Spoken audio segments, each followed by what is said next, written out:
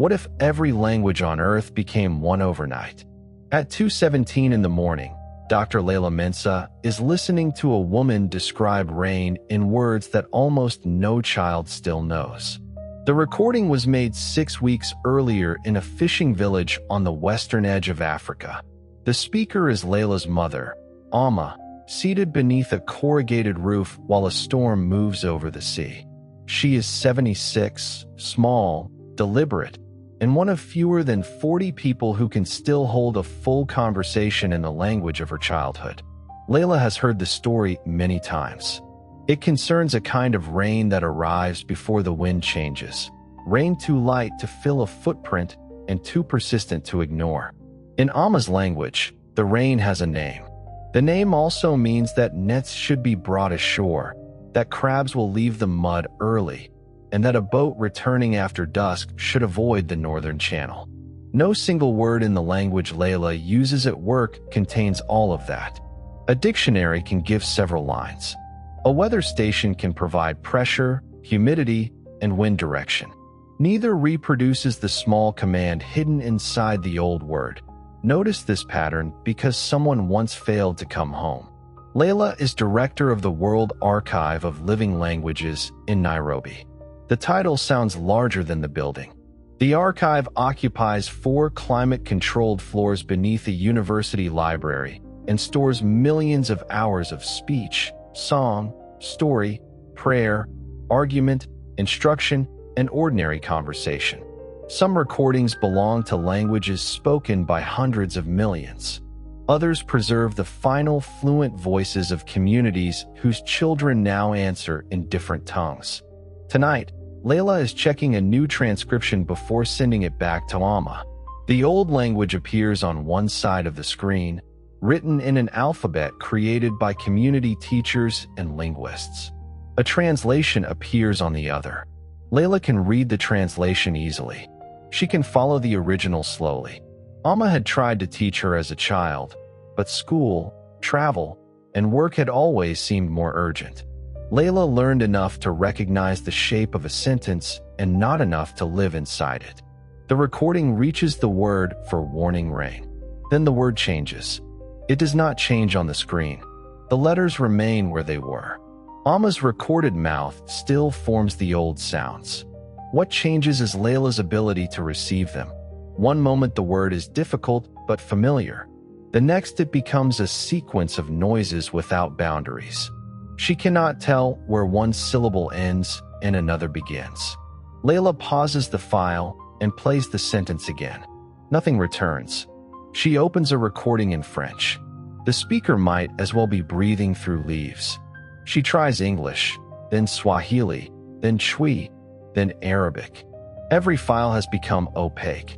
She recognizes voices, emotional tone, pauses, laughter, and the sound of a person searching for a word. Meaning is gone. Layla says the name of the archive technician sleeping in the next room. Jonas. The word that leaves her mouth is not English, Swahili, or any language she knows. It has a clean rhythm, 3 short vowels, and a final consonant her tongue has never produced deliberately. She understands it as Jonas.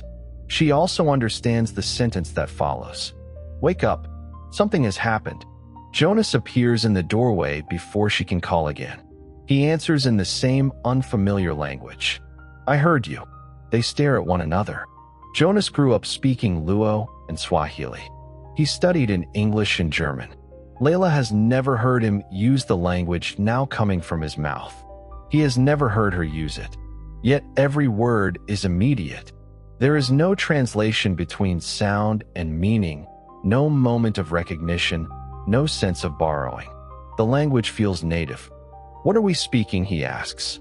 Layla attempts to answer in English. The same new language emerges. She tries to say a greeting in Twi. Her memory supplies the social intention, the warmth, the exact person who taught it to her, and the room where she first heard it. Her mouth produces only the new form. She can remember that another expression existed. She cannot recover its sound. Jonas reaches for his phone. Every message received before 2:17 remains written in its original writing system. He can identify a photograph his sister sent and the blue shape of a familiar messaging application. The words beneath it are unreadable. A new notification appears while he is looking. He reads it aloud without difficulty. The message is from his sister in Kisumu. She asks why everyone on the radio is speaking strangely. Layla opens a blank document and types. Her fingers move across the keyboard without hesitation. The letters forming on the screen are familiar in shape, but arranged according to the new language. She can read them. When she tries to type an old sentence from memory, the same meanings appear in the new grammar. At 2:26, the archive receives its first emergency call from the university security desk. At 2:29, a second comes from a hospital. At 2:31, every public channel begins carrying the same astonished reports. Across the planet, people are waking into one language. A nurse in Sao Paulo understands a patient who arrived from rural China the previous evening. A Coast Guard officer in Greece speaks directly with passengers from 6 countries on a damaged boat.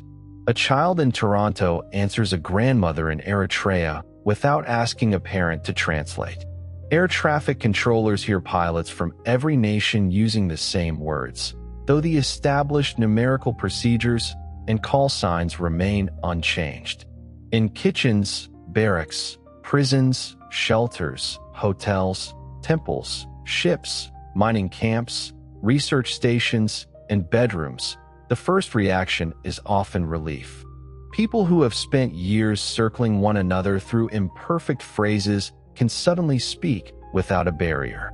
Migrant workers understand contracts read aloud. Refugees understand the officials processing their claims.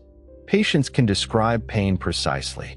Lovers discover which misunderstandings came from vocabulary and which never did.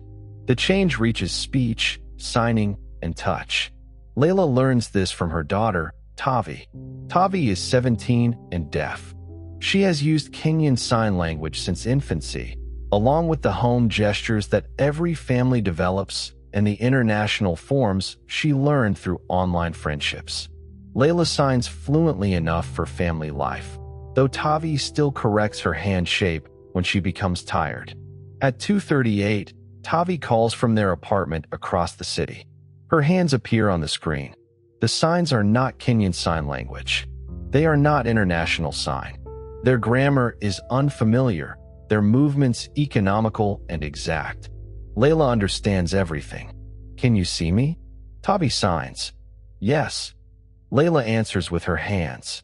She has never made these forms before. Her body knows them. Tavi's eyes widen. "You are signing like me." "So are you." "No, I am signing like everyone." She turns the phone toward the living room. Their neighbor, a hearing man who never learned more than a few signs, is speaking with his deaf niece through the same visual language. He is clumsy in movement, but not in grammar. The niece understands him. On another screen, Tavi has opened a live stream from a deaf school in Japan. Every child and teacher signs the same system. The new language is not merely spoken. It has a visual form, a tactile form used by deaf-blind people, and a written form that appears whenever someone creates new text. People who had never learned to sign can now understand it when they see it clearly, though their hands require practice to move with ease. People who cannot hear do not wake needing speech. The shared language arrives through the body available to them. For one morning, an old injustice seems to loosen. Hearing parents understand deaf children without waiting for lessons. Emergency broadcasts appear in spoken and signed form without separate translation. A deaf woman trapped in an elevator explains the fault directly to a technician through a camera. A deaf-blind teacher in Seattle places her hands over a colleague's and discovers that the new tactile grammar is immediately mutual. Tavi does not celebrate for long. "Ask me to sign my first name," she says. Layla does. Tavi gives the personal name sign used by family and friends, a small movement near her cheek derived from a childhood habit. That remains. Proper names survive as identifiers. Then Layla asks her to sign the old word for mother.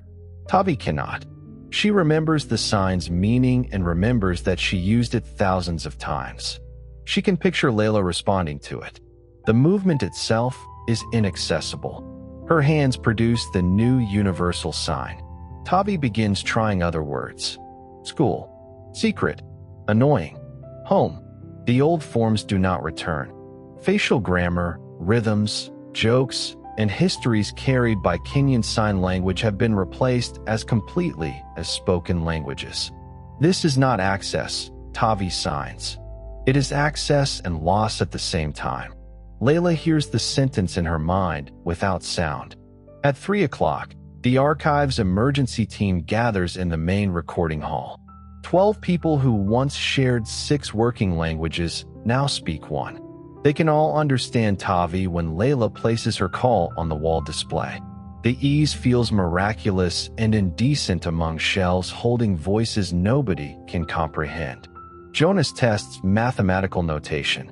Equations remain readable because their symbols were learned as a formal system rather than ordinary speech. Musical notation remains. Computer code still executes. Programmers can recognize keywords they used before, although natural language comments written inside the code have become unreadable. Traffic signs containing old words fail. Pictograms continue working. Numbers remain numbers, but the names people use for them have changed. One technician opens a familiar novel and feels the shape of grief before discovering she cannot read the first sentence. Another remembers a prayer in the language of his childhood. He remembers when it was spoken, who stood beside him, and what he believed it meant. When he tries to recite it, the prayer emerges in the new language, accurate in content and wrong in every sound that made it sacred to him. Layla returns to Alma's recording. The warning rain remains trapped inside it. She calls her mother. Alma answers immediately. Her voice carries the same new grammar as every voice on earth. For the first time in years, Layla can understand every shade of what her mother says without effort. Alma no longer pauses to search for a language they both share. She no longer simplifies a story because Layla lacks the older vocabulary. The gain is almost cruel in its perfection. Can you say the rain word? Layla asks. Alma is silent. I know which rain you mean, she says at last. I know the smell. I know what your grandfather did when it came. I know the evening Kofi did not bring the boat back. I know I said the word yesterday. Can you hear it in your memory? No, can you read it? Layla sends the transcription. Alma looks at the old letters and shakes her head. What does it say? It says what you told me. That is not the same question. Layla has no answer. By dawn, every government understands that this is not the adoption of a lingua franca. Nobody chose an existing language. English has not conquered Mandarin. Spanish has not replaced Arabic. No planned language has spread through education. The new system resembles no single known family closely enough to claim ancestry. It contains sounds common across human speech and avoids some that are difficult for large numbers of people, but it also appears in signing and touch, where sound does not matter. Linguists give it temporary names. Shared speech. First common. The converged language. Journalists settle on common because the word is short. The name is misleading. What people share is not only speech and not necessarily permanent. The first global broadcast occurs 6 hours after the change. No interpreters stand behind the leaders. No subtitles are needed for anyone who can see the sign version. A physician from the World Health Organization explains that the event appears universal and that no evidence suggests poisoning, infection, or brain injury. A neurologist asks people not to panic if old texts seem unreadable. A representative of the International Deaf Federation insists that sign languages be discussed as languages, not accessories to speech. The broadcast itself proves the transformation. Billions understand it directly. For several minutes, the world experiences something it has never experienced before, one public sentence arriving without translation. Then the arguments begin. A shared language does not create shared evidence. Some believe the event is divine. Others call it technological attack, mass hallucination, evolutionary shift, alien intervention, or secret experiment. The same words carry incompatible explanations more efficiently than before. Conspiracy spreads faster because nobody waits for translation. Corrections spread faster too. Diplomats speak without interpreters and discover that clarity does not create agreement. Two governments can understand each other perfectly while wanting opposite borders. A landlord and tenant can share every word and still dispute the rent. A parent can understand a child's anger and still refuse the request beneath it. Misunderstanding loses one source, not every source. Layla spends the first day moving between emergency meetings. The archive becomes suddenly central to the planet. Before the change, its purpose had been preservation, research, and community access. Now it contains evidence of almost every language humanity has just lost. There are recordings of vowels no living person can intentionally reproduce, grammars that no one can read, dictionaries whose definitions are opaque on both sides, sacred texts, court records, medical histories, treaties, songs, jokes, genealogies, place names, scientific articles, children's books, and private letters all remain physically present while human access disappears. Machines still have partial access. Translation models trained before the event can convert many old texts into common once their interfaces are updated. Speech recognition systems can transcribe recordings in widely documented languages. Digital dictionaries preserve mappings. A server does not forget French because its human operators do. It continues matching patterns learned before the night. This creates the first great inequality of the new world. Languages with vast digital resources return quickly as machine-readable archives. Their novels, laws, films, newspapers, and songs can be rendered into common, imperfectly, but at scale. Languages represented by a few notebooks, unlabeled recordings, or the memory of elderly speakers remain sealed. The old hierarchy does not disappear with the languages. It hardens inside the data. On the second morning, companies announced successful conversion of the world's most digitized languages. Their demonstrations are impressive. A page written the previous week appears beside a common rendering. A film plays with newly generated dialogue matching the actors' mouths. Search engines begin indexing the unreadable past. Layla watches one demonstration translate a famous poem into clear, accurate common. Every stated idea survives. The rhyme, sound pattern, historical echoes, ambiguity, and social register do not. The result is not false.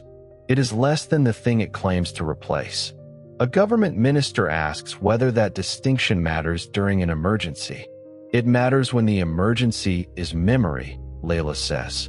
The World Archive forms the recovery table, a global catalog of what can still be accessed. The name sounds reassuring. The first version is not. More than half of the archive's holdings have no reliable automatic translation. Thousands of languages have never had enough written material to train a model.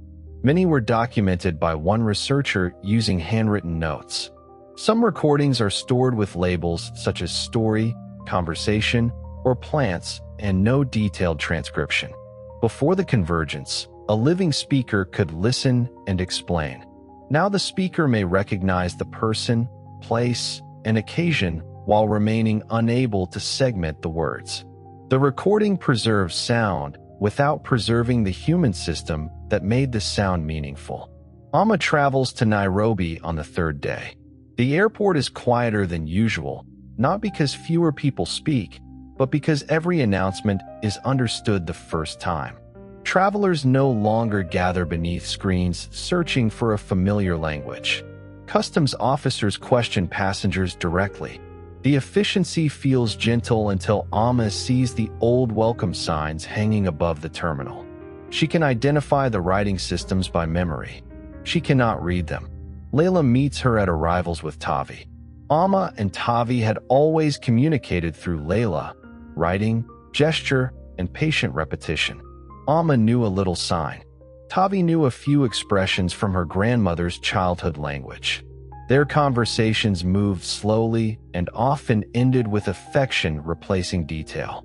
Now Amma signs common with the uncertain hands of a new signer. Tavi understands. They speak for 20 minutes before Layla says anything. Amma tells Tavi about the first boat she repaired, the teacher who changed her name at school, and the time Layla ran away from home for 4 hours because she had been forbidden to climb a radio tower. Tavi learns more about her grandmother in the airport than she had learned during the previous 17 years. On the drive home, she asks whether that makes the convergence good. Amma looks through the window. A door opened. And the old door? It is still there. We lost the handle. The comparison follows them into the archive. Amma sits in the same recording booth where Layla first lost the rain word. Technicians play excerpts of her earlier speech. They ask her to describe what she remembers around each passage. She can identify a wedding story from the laughter in the room and a fishing lesson from the sound of rope against wood. She remembers the events in common. She cannot align those memories with individual old sentences. Memory did not store life as one continuous transcript. It stored images, feelings, intentions, relationships, fragments of sound, and repeated forms. The convergence removed access to the old linguistic patterns while leaving much of the world they had described. This becomes a central finding. People have not lost every thought ever held in another language. A surgeon still knows anatomy. A carpenter still knows how to join wood. A grandmother remembers who betrayed whom in a family story. A person who learned mathematics in Russian can still solve the equation.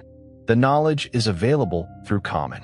What disappears most completely is the exact verbal path. Poets remember that a line was beautiful and cannot hear why. Comedians remember where an audience laughed and cannot reconstruct the timing. Lawyers remember a principle while the wording of precedent becomes machine territory. Religious leaders remember teachings while sacred recitation is inaccessible. People remember childhood nicknames, but not always the sound from which the nickname grew. Bilingual and multilingual people report a private loss that monolingual people struggle to understand. Many had used different languages for different relationships, emotions, and versions of themselves. One language belonged to work, another to anger, another to tenderness, another to prayer, another to the voice used with a parent. After the convergence, the memories remain, but all inner phrasing arrives in common. Some feel lighter. They no longer search for the right language before expressing a difficult thought.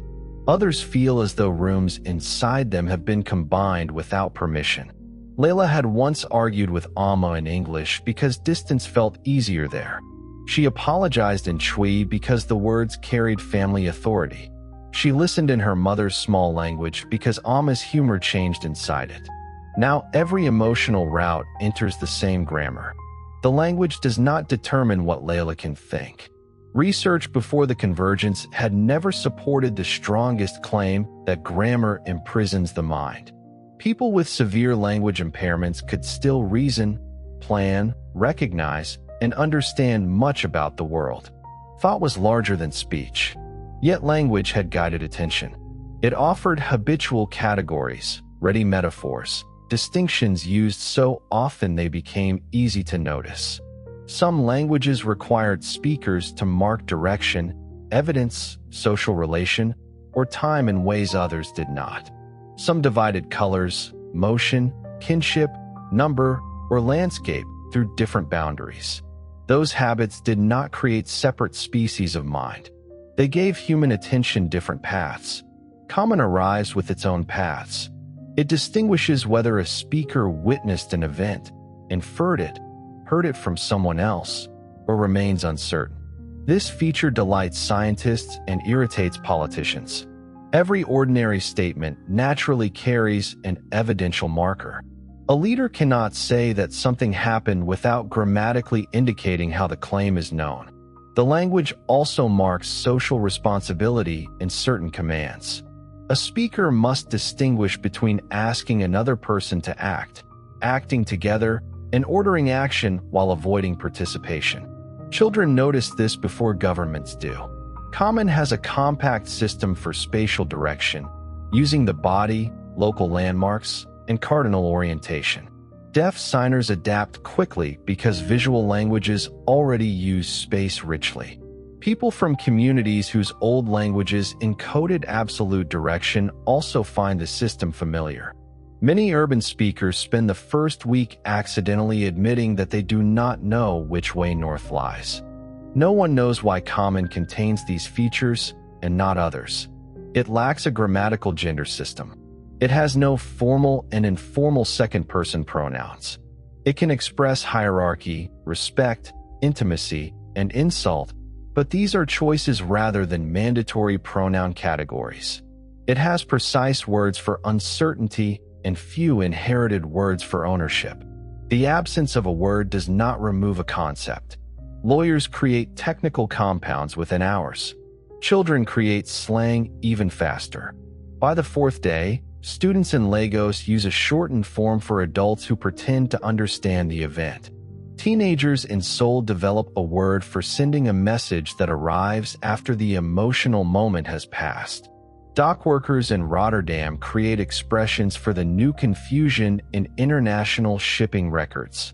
Deaf communities coin visual jokes that hearing signers understand linguistically and miss culturally. Common is already changing. This alarms the Provisional Council for Global Communication. The council was created to coordinate emergency terminology, update legal systems, and ensure that medicine, aviation, energy, and transport use consistent definitions. Its members are linguists, engineers, judges, educators, deaf representatives, community leaders, and government delegates. Layla is appointed to the Archive and Memory Group. Tavi attends as a youth observer and refuses the word observer because it suggests silence. The council's first decisions are practical. Drug names remain stable identifiers. Air traffic procedures retain controlled phrases. Units and mathematical notation continue unchanged. Every new law must include version definitions because common vocabulary is developing rapidly. Old legal texts receive machine translations marked by confidence and source quality. Then several governments proposed the Stability Charter. The charter would create an official dictionary, grammar, and pronunciation standard for common. Schools, broadcasters, courts, and public systems would be required to use it. New words could be added only through review. Regional forms would remain legal in private life, but excluded from education and administration. Supporters present the proposal as protection. Humanity has received perfect mutual comprehension once. Allowing dialects to grow could recreate translation barriers within generations. A stable shared language might prevent children from inheriting the divisions adults woke without. The argument has emotional power. In hospitals, the absence of translation saves time and lives. International research teams combine data without waiting for language conversion. Emergency operators speak directly with callers. Families divided by migration discover one another. Millions ask why humanity should permit barriers to return. Layla understands the desire. She also recognizes the old pattern. Standards are rarely neutral. A dictionary must choose whose new expression becomes official, whose pronunciation sounds educated, whose metaphor is treated as technical, and whose grammar is corrected. A language can be shared while institutions still decide which people are allowed to shape it. The Stability Charter's first draft is written entirely by adults who speak. Its section on signing describes the visual form of common as an accessibility version. Tavi reads the phrase during a council meeting and raises both hands. The chair recognizes her. Accessibility version of what? She signs. Of the shared language, the chair says. Then the spoken form is also an accessibility version for people who hear. Several delegates smile. Tavi does not. Sign languages were not copies of spoken languages before this happened. Common did not become complete when someone gave it a voice. Its visual grammar contains information speech cannot place in the same way. If you freeze the signed form as a translation of speech, you are rebuilding the hierarchy that disappeared for one morning. The phrase is removed. The deeper assumption remains. During the first week, benefits continue arriving faster than grief can organize itself. A global medical consultation links specialists and rural clinicians without interpreters. Scientists and laboratories previously separated by publication language combine findings on a crop disease. International court witnesses speak directly to judges. Workers read safety instructions created anywhere. Education changes overnight. Children who had struggled because school operated in a language different from home now understand teachers immediately. Students can access lectures, books converted by machines, and conversations with experts across the world. Adults who feared official offices because of language barriers enter them without an intermediary. The gain is not equal. Literacy does not appear automatically merely because speech becomes shared. A person who could not read before the convergence still needs to learn the new writing system. Visual impairment, limited schooling, poverty, disability, censorship, and lack of internet access remain. Common removes one barrier and exposes the others. Teachers discover another problem. Education had never been only the transfer of facts through understandable words.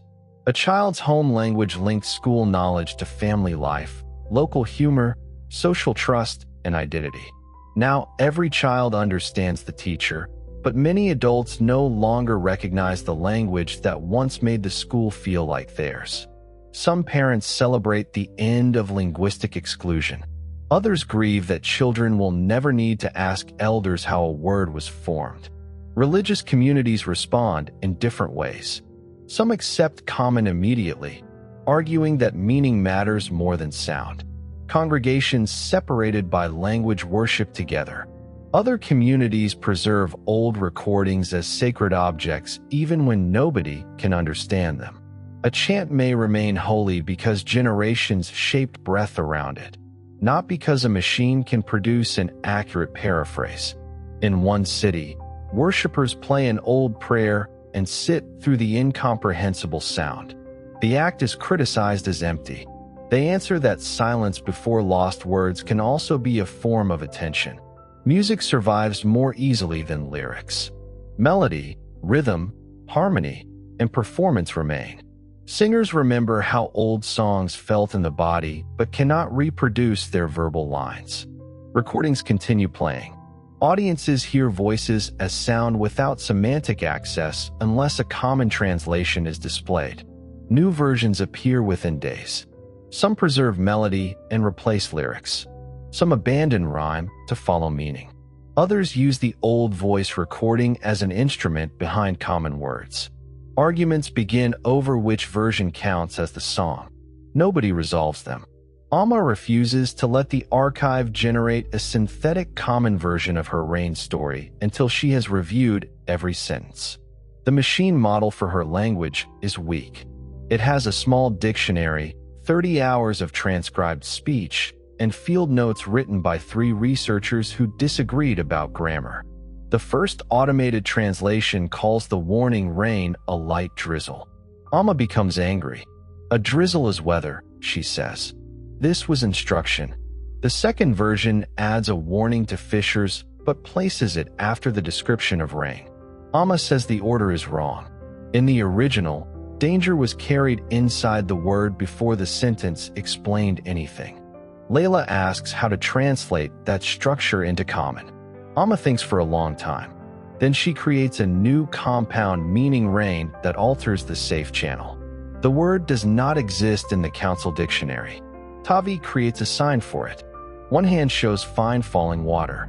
The other marks a route and turns away from danger. The sign carries simultaneity that the spoken compound must express in sequence. Amma watches Tavi repeat it. That is closer, she says.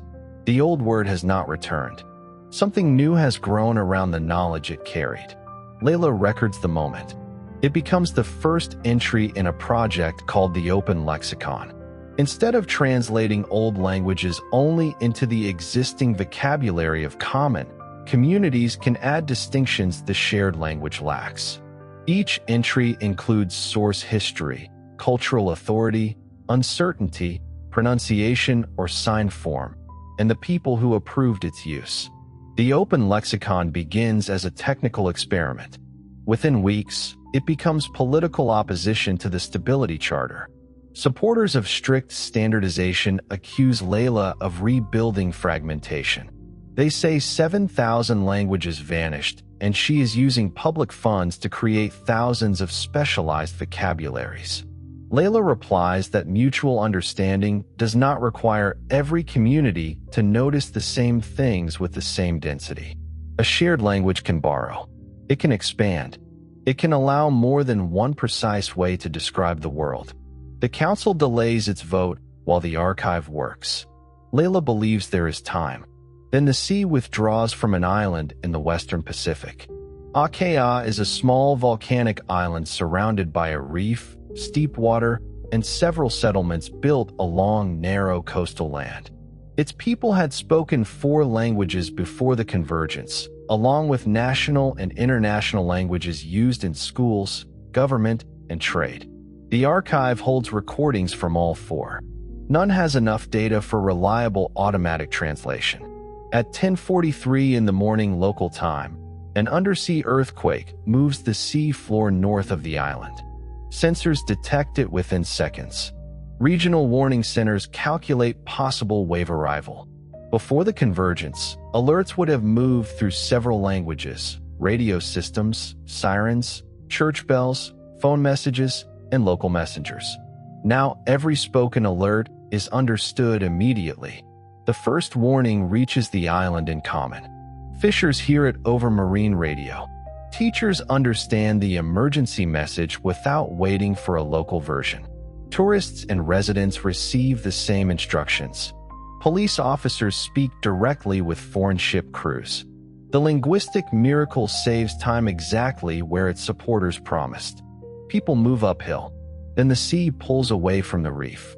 Children point toward fish struggling on exposed coral. Adults shout for them to keep moving. The first wave enters the eastern bay 12 minutes later. It destroys empty boats, market stalls, and several houses after most residents have reached higher ground. The island's emergency center reports no confirmed deaths. Global news calls this the first great rescue of common. The report is premature. The earthquake has also damaged the western slope of the central volcano. A landslide blocks the main evacuation road. Rain from a tropical system has saturated the ground for days. 2 coastal settlements, a clinic, and 3 school groups are moving toward a ridge that local maps classify as safe. The route was selected by an automated evacuation program using elevation, road width, and distance from the sea. Mele Tano, an island ecologist and former teacher, sees the route on the emergency screen and says it is wrong. Mele is 62.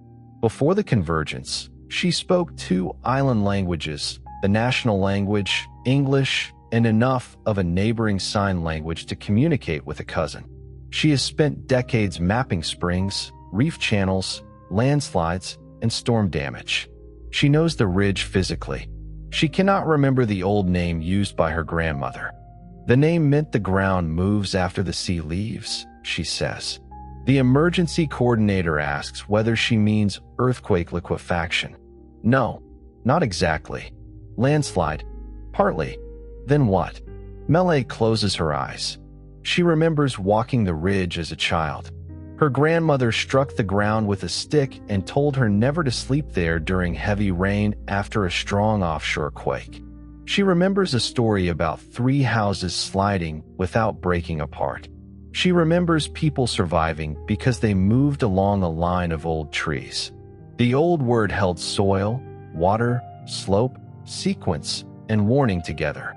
Common has terms for all of those things. Melee cannot assemble them quickly enough into the category she once carried as one name. The emergency program continues routing people toward the ridge. Melee orders the local dispatcher to stop them. The dispatcher hesitates because the official map rates the path safe and the main road is already blocked. Under Common, every part of the disagreement is perfectly understood. Authority remains uncertain. A school principal asks for an alternative. Melee points toward an older footpath across the northern shoulder. The path is longer, narrow, and partly overgrown. It leads toward a basalt terrace above the predicted wave height. The digital system rejects it because satellite imagery shows tree cover and no maintained road. Melee knows that the terrace has remained stable through generations of storms. She also knows that part of the path crosses a stream channel whose behavior depends on rainfall. The old languages contain place names distinguishing ordinary channels, channels that reverse under storm surge, channels that vanish underground, and channels that become mud after earthquakes. Those distinctions are absent from the emergency database. The island calls the World Archive because a language documentation team recorded Melee's grandmother 28 years earlier. Layla receives the request while the first wave is still moving across the ocean.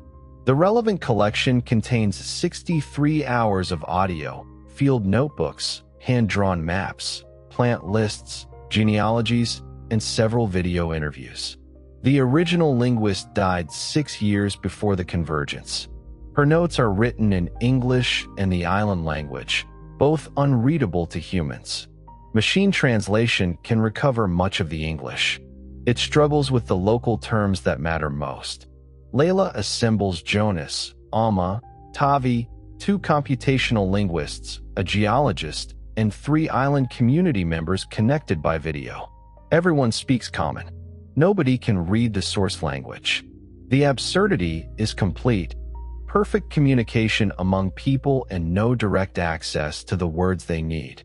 They search by image, geography, and sound. Melee remembers that her grandmother discussed the dangerous ridge near a story about breadfruit trees. The archive's old metadata labels one video food plants and slope. The file opens. An elderly woman appears beneath a tree, drawing lines in soil with a shell. Her speech is incomprehensible. The Old English subtitle file can be converted. It reads, "This upper place is bad after shaking and long rain. Do not use the middle way.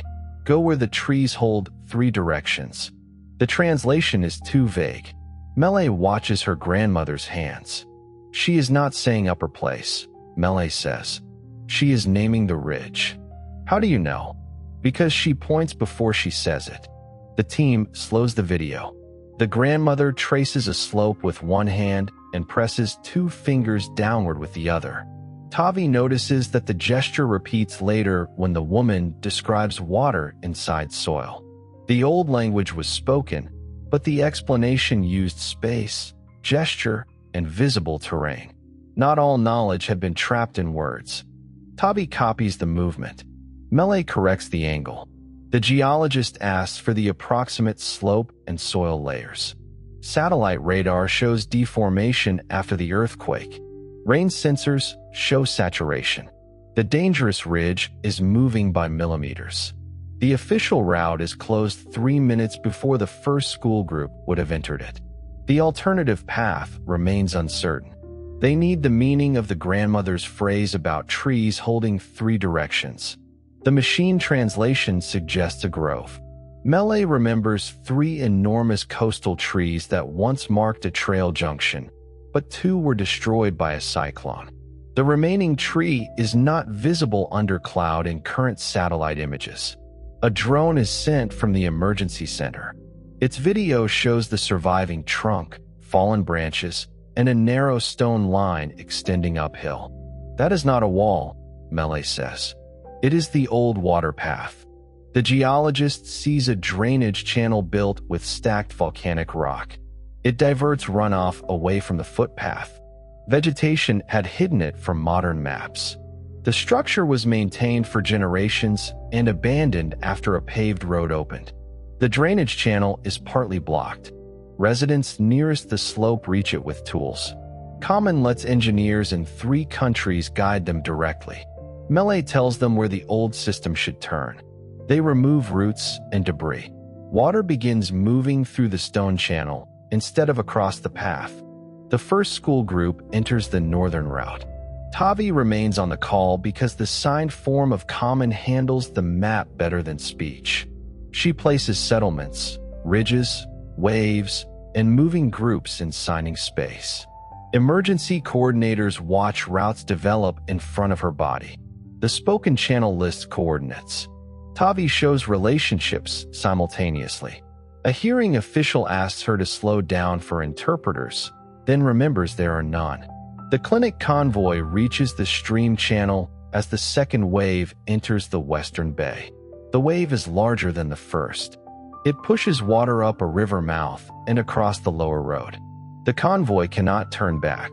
Melee recalls another warning from childhood.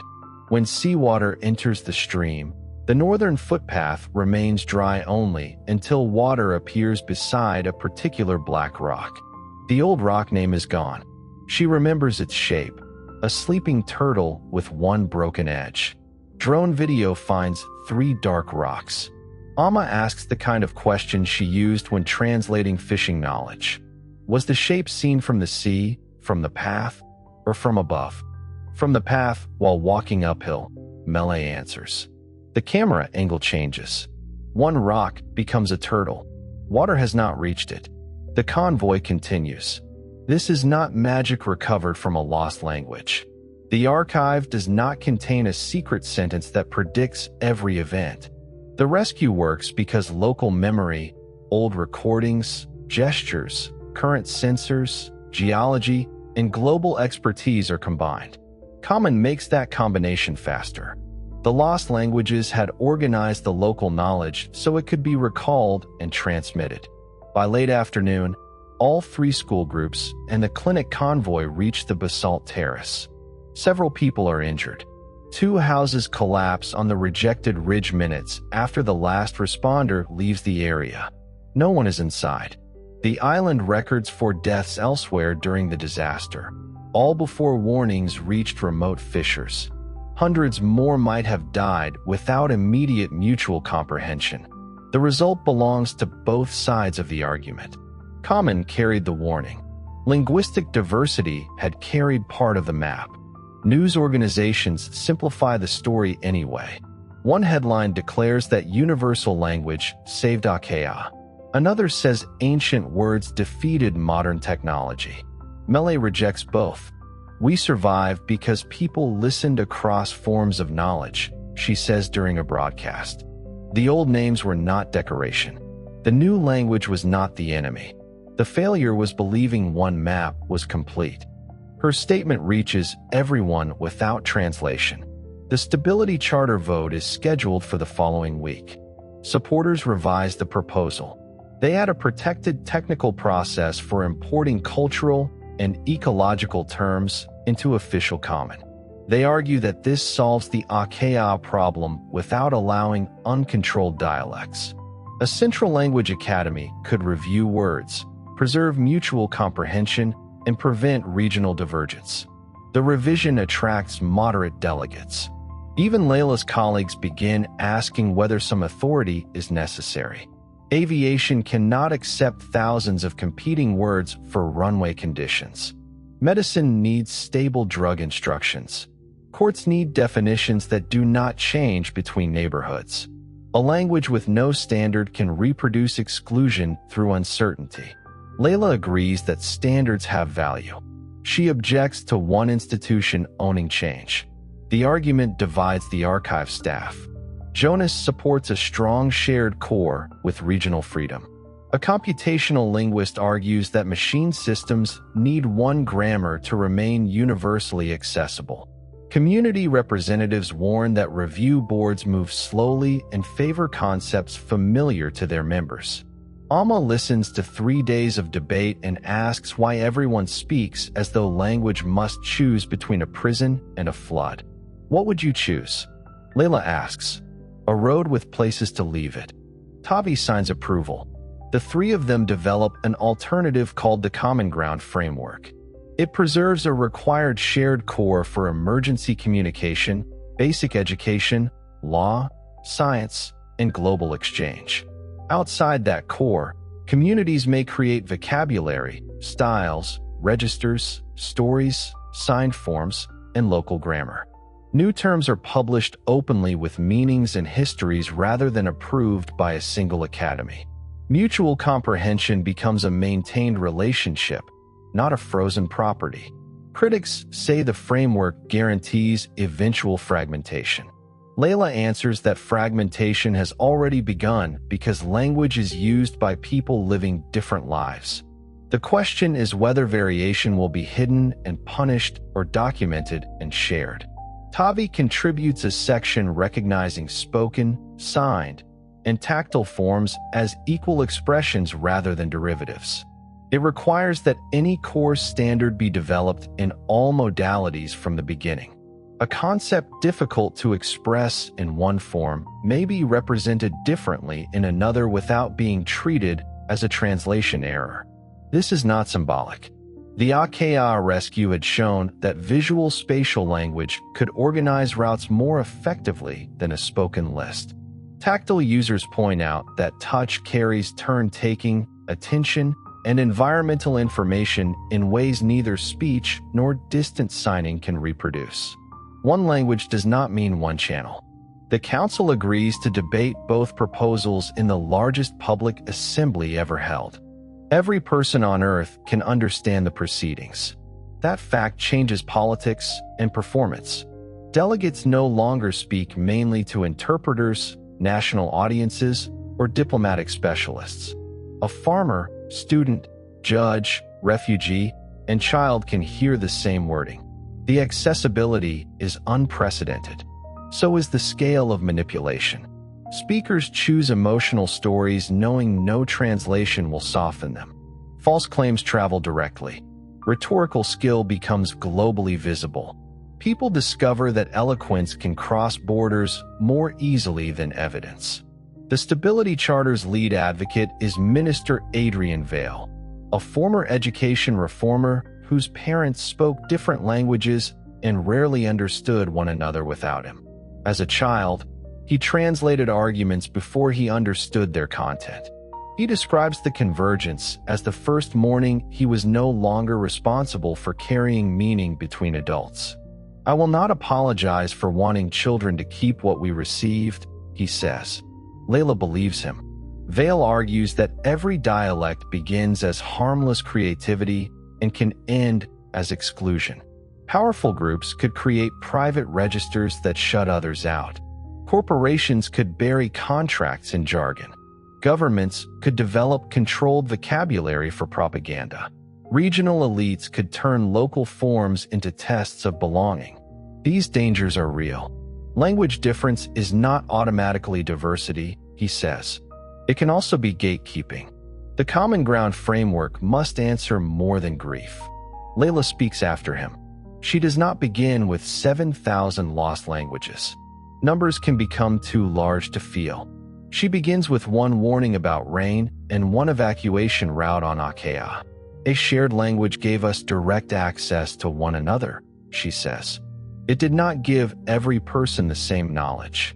If we reduce common to what a central institution already understands, we will confuse universal access with universal attention.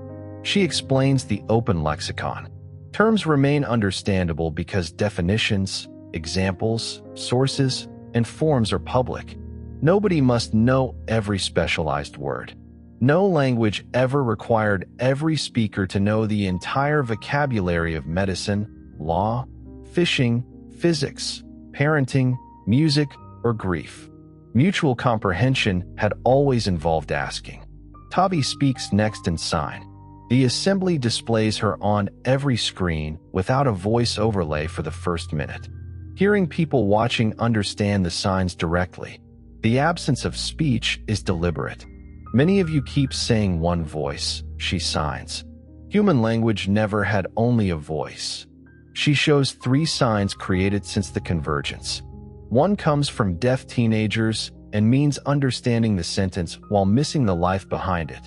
One comes from deaf-blind communities and means information discovered through shared touch rather than distant observation. The third is Amma's sign for rain that alters the safe channel. All 3 are immediately comprehensible after explanation. None existed in the original form of common. Did these words damage unity? Tavi asks. Or did they give unity more to understand? The assembly does not vote that day. During the night, a new conflict changes the debate again. A major technology company releases a communication platform called Pure Common. Its software automatically replaces regional expressions with core vocabulary, corrects pronunciation, simplifies grammar, and flags unapproved terms. The company says the system protects universal access. Schools begin adopting it before the council has decided anything. Students discover that Tavi's new signs are removed from educational videos. Amma's rain compound is replaced with coastal weather warning. Several terms created by Akea residents after the tsunami are classified as redundant. The platform has not broken comprehension.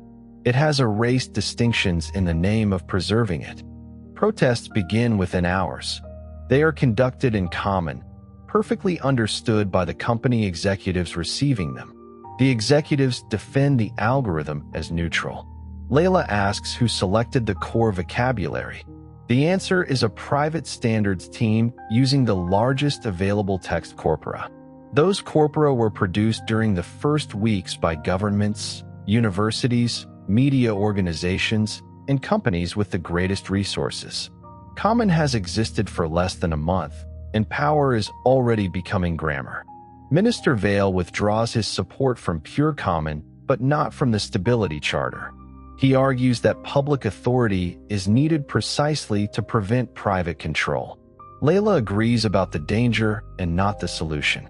The final vote is set for sunrise in Nairobi. The council chamber is full before dawn. Outside, thousands gather beneath screens. The crowd includes people who want one protected language, people who want unrestricted change, and people who came because Pure Common removed a word they had created for something important. Amma sits between Layla and Tavi in the public gallery. She has refused an invitation to speak. I have spent a lifetime being asked to perform laws for educated people, she says. You may do the meeting. The first vote concerns the Stability Charter. It requires 60% support. The display rises slowly as national delegations, civic panels, deaf councils, and randomly selected public representatives submit decisions. The charter receives 58%. It fails. Supporters react as though a wall has cracked. Opponents cheer too quickly. 58% of the world's new communication institutions had voted to freeze the language more tightly. The fear behind that result will not vanish because a threshold was missed. The Common Ground framework comes next. Its original form also fails, receiving 57%. Delegates who oppose the Stability Charter do not automatically accept open change. Some fear commercial fragmentation. Others object to the cost of maintaining terms in multiple modalities. Several governments refuse language rights that might strengthen regional identity. The chamber enters recess without a policy. Pure Common continues operating in schools. Minister Vale finds Layla in a corridor. He looks older than he did during the first debate, though only weeks have passed. You won, he says. No one won. You stopped the charter and failed to replace it. Vale shows her a revised amendment.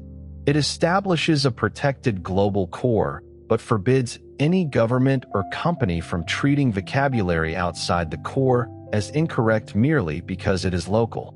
The core must be governed by distributed councils, revised publicly, and expressed independently in spoken, signed, tactile, and written forms. Every official definition must include the evidence and communities that shaped it. Most important, the core is a minimum for access, not a maximum for language. Layla reads the final sentence twice. "Why did you change it?" she asks. "I listened to my own platform correct my mother." Vale's mother had created an expression for the particular exhaustion of translating family conflict as a child. Pure Common replaced it with stress. "Stress was not wrong," he says. "It was smaller." The amendment combines parts of both proposals. Tavi objects to several clauses. Amma objects to the title. Lawyers argue over whether a language core can have constitutional protection without becoming an academy by another name. The chamber reconvenes after sunrise. This time, the debate lasts less than an hour. Nobody believes the document is perfect. That helps. The shared core accord passes with 64%. It does not save the old languages. It does not prevent Common from changing.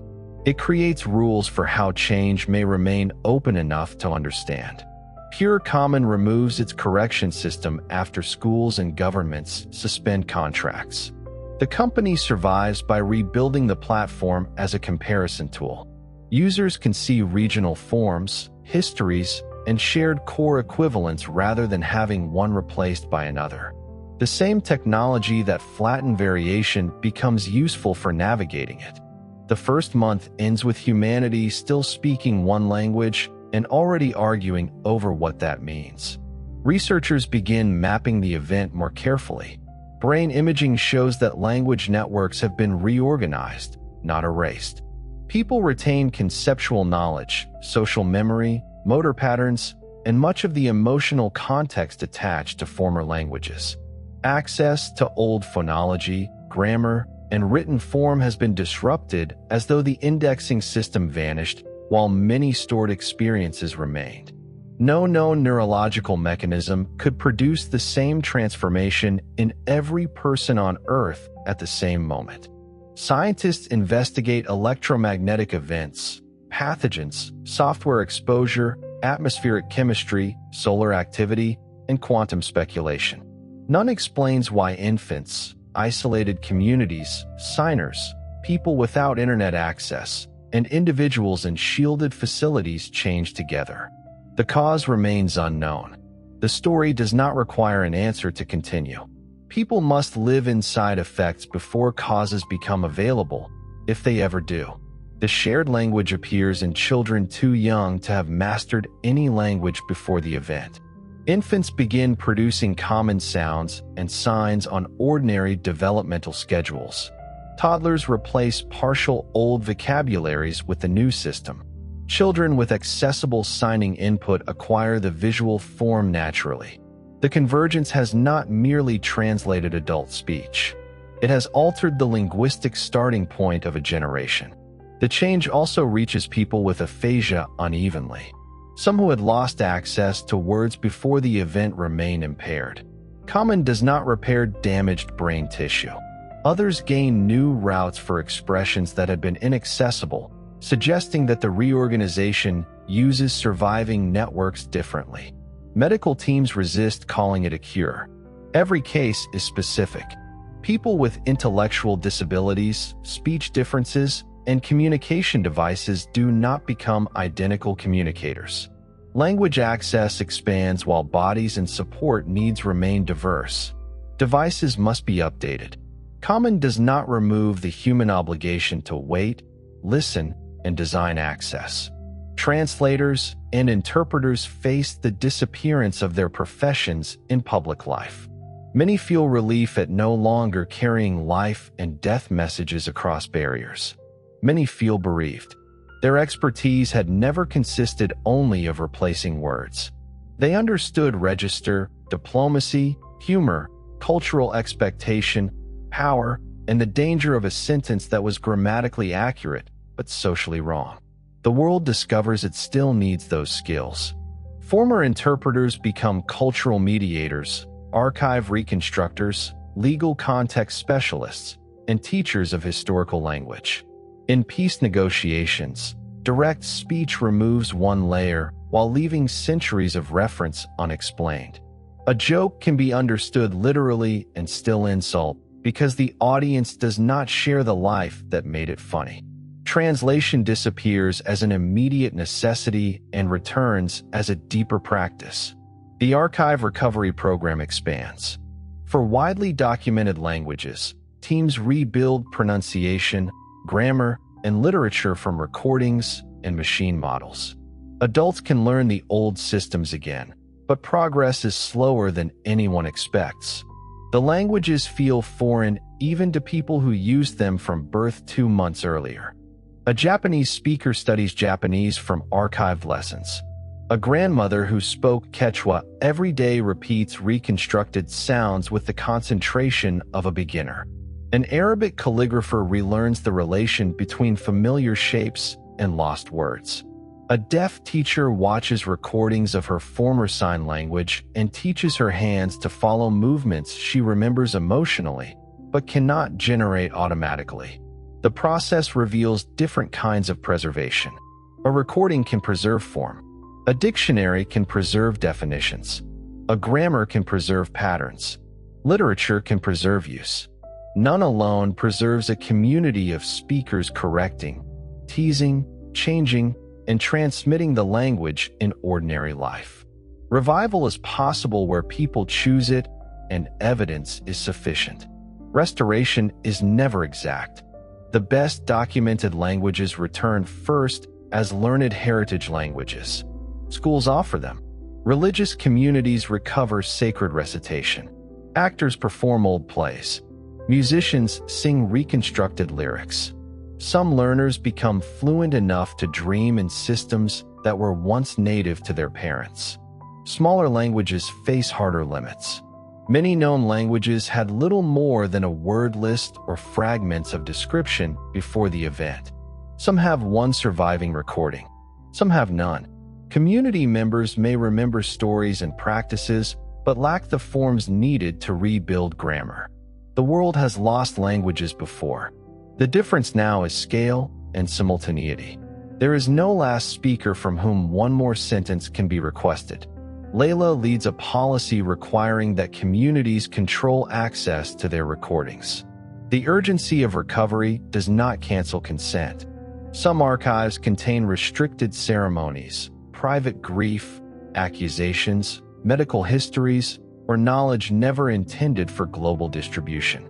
A shared language does not make every memory public property. Technology companies object that training models requires data. Layla answers that emergency does not convert human lives into free raw material. The argument is difficult because closed collections may contain knowledge needed for medicine or ecology. Communities develop their own review councils. Some release material. Some do not. Some provide common descriptions while withholding sacred forms. The shared core accord protects the right to refuse.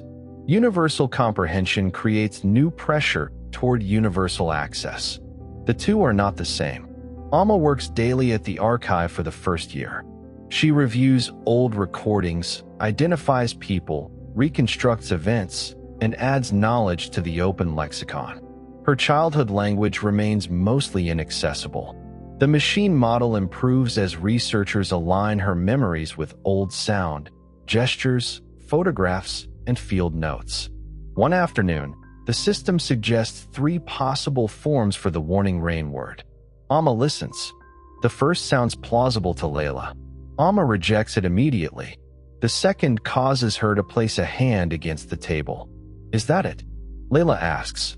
No, you recognize something. I recognize the voice before it. The recording belonged to Alma's older brother, who died when Layla was a child. The word itself remains closed. The third candidate is produced by a statistical reconstruction assembled from related recordings. It may resemble the old form. Alma refuses to approve it. A possible sound is not memory, she says. The open lexicon keeps the entry in common. Its source notes explain that the original word is unrecovered. The gap is documented rather than filled with confidence. Tavi becomes one of the first students in a new field called comparative common. Researchers study how the language differs across modality and region. The phrase sounds absurd for a system only months old. The differences are already measurable. Spoken common develops accents shaped by anatomy, habit, community, and previous sound environments.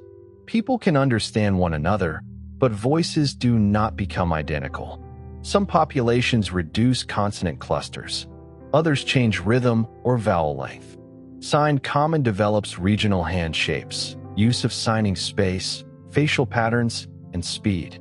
Tactile common evolves conventions based on contact and reciprocity. The shared core remains mutually accessible because media, education, travel, and deliberate comparison connect varieties. Outside the core, language grows wherever life creates repeated need. Fishers coin terms different from farmers. Astronomers create metaphors that become popular songs. Children shorten long, evidential markers. Gamers build expressions around shared virtual spaces. Communities restoring old languages borrow words back into common, sometimes changing their meaning. New differences do not wait for geography. They form around profession, age, disability, religion, friendship, and online community. A planet can share one language and contain countless registers. Tavi's first research project follows a group of children in 3 deaf schools. Within 18 months, they develop a set of signs adults do not use. The signs are not random slang. They include grammatical changes allowing several perspectives to be placed in signing space at once. Younger children acquire the pattern from older students. Language is beginning to emerge inside language. Some council members demand correction. Tavi argues that the children are not losing common. They can shift into the shared core when speaking with adults. They are adding another system for one another. The distinction becomes important. A person may use core common in a hospital, local common at home, professional common at work, and a reconstructed heritage language during ceremony. Humanity becomes multilingual again before most old languages have been recovered. The result surprises those who believed one language would make multilingualism obsolete. People create social worlds faster than standards can simplify them. Scientific collaboration changes dramatically during the first decade. Papers no longer wait for translation. Researchers from institutions with less international language privilege participate directly in discussion. Findings spread more quickly. Global teams form around diseases, climate, mathematics, and engineering without choosing one nation's language as the price of entry. Yet inequality remains. Laboratories with money still own equipment. Publishers still control prestige. A brilliant idea understood by everyone can still be ignored if it comes from a person without institutional power. Common removes linguistic filtering and reveals economic filtering more clearly. Science accelerates in some fields and becomes noisier in others. Every preprint is globally readable. Bad claims cross the world immediately. Peer review must handle more participation. Public debate enters technical research before evidence settles. Shared language democratizes access and increases the need for methods that distinguish attention from quality. Diplomacy follows a similar path. Leaders can speak privately without interpreters. Negotiations move faster. Leaks become harder to contain because any person can understand a recording. Diplomatic phrasing grows more elaborate as nations rediscover ambiguity inside the same language. Wars do not end. Propaganda becomes globally legible. Soldiers can speak with civilians and prisoners directly, which prevents some abuses and exposes others. Shared words make it harder to claim that an enemy is unknowable. They do not make the enemy's interests compatible with one's own.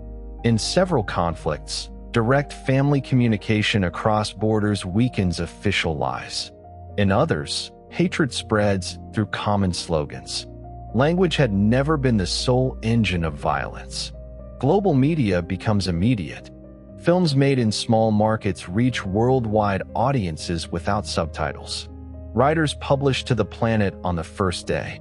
Performers no longer need to choose between local authenticity and international comprehension, because local and international language are temporarily the same. Then local styles grow. Audiences begin needing context again. A comedy from one city uses references understood linguistically and missed socially. Footnotes return. Cultural explanation returns. The world learns that translation had often carried context, not only words. Place names become sites of struggle. The sounds of names survive, but many meanings do not. Governments propose descriptive common replacements. Communities resist. A mountain's name may be kept precisely because the current population cannot fully recover what it once meant. On Akea, the dangerous ridge receives a new official common name describing saturated ground after quake and rain. Residents also keep the old sound from historical maps, though nobody can parse it. The two names appear together. One carries practical warning. The other carries continuity with an absence. The basalt terrace where the school groups sheltered is renamed Open Ear by international media. Islanders reject the phrase and choose a local common expression meaning ground that remains while routes change. Layla adds it to the open lexicon. By the 5th year, the shared core accord faces its first major test. Children in distant regions remain mutually understandable, but differences are widening. Some governments demand stricter school correction. Others make local common official.